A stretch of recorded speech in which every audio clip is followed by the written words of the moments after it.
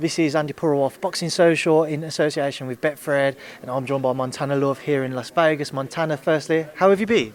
I've been good, I can't complain.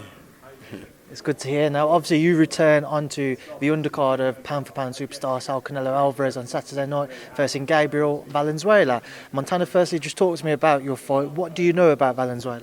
We know he's a come forward, type. He's a Mexican. He come forward, but also he try to counter punch. But that's pretty much about it. What are you hoping to deliver on Saturday night, Montana? What are you hoping to show the fans that we haven't seen previously in your boxing career? An explosive night. Just me being me, too pretty. You know what I'm saying, and just bringing that swag and that drip into the ring. So.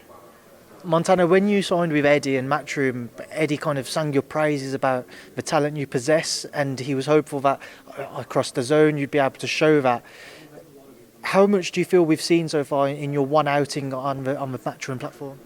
That was just a small piece. It was a 3-round fight. It's a lot more to come. I adapt each fight. I'm continue to grow each fight and each day, and I have a lot more skill than what you guys seen for sure. Montana, I know you've got those aspirations to challenge for world honours. You've said hopefully this year that can be delivered to you. Obviously things are kind of up in the air with the titles. Josh Taylor currently holds them, but we expect to see him move up, meaning they'll become vacant. A couple of the governing bodies have ordered their mandatories, but in that scenario, just kind of, where do you think you stand in trying to challenge for one of those titles, especially if they all become vacant? I should be one of the top guys to get in the fight, getting one of those titles for sure.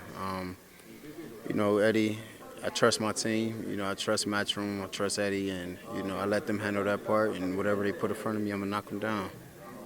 Well, I was interested to know, Montana, what did you make of Josh's fight with Jack Catterall? Because it had kind of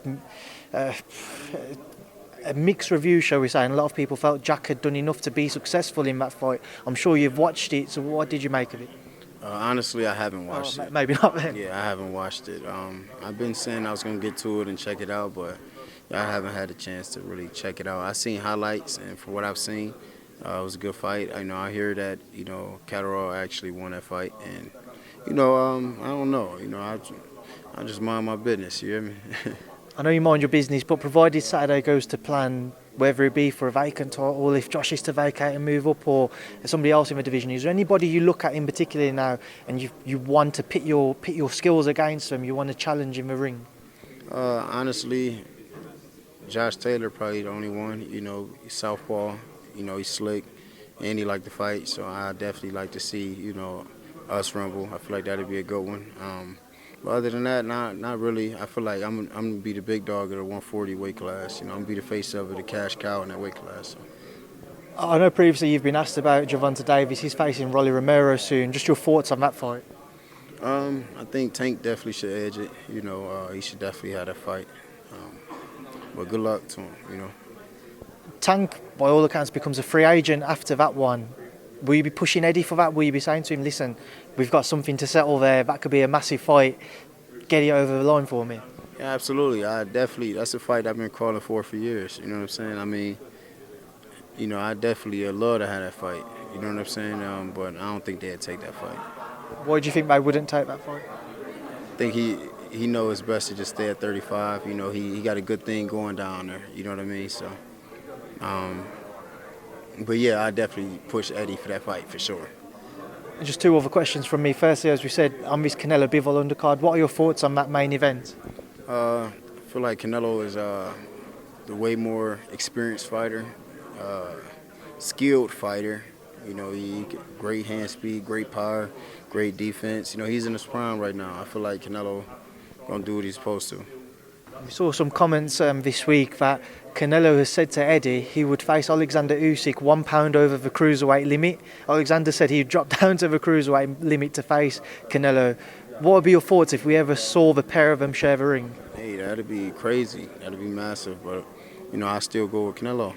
I think right now, I think Canelo, like I said, he's in his prime.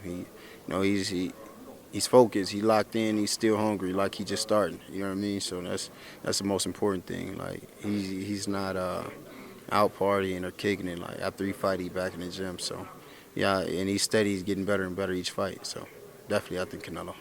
Right, Montana, just before I let you go, as always, final word to yourself. Anything you'd like to say to your fans, your followers, everyone who'll be tuning in, whether it be in the arena supporting you or back on DAZN? To continue to support me, I fight for you guys. You know, y'all can follow me on Instagram at Montana2PrettyLove, on Twitter at _MontanaLove. And, you know, Saturday night going to be explosive. It's going to be a too pretty night. You know, I'm swagged out, one of the flyest fighters in the game, dripped out. Just tune in, man. It's going to be an explosive night. Montana, as always, it's a pleasure. Thank you. Thank you.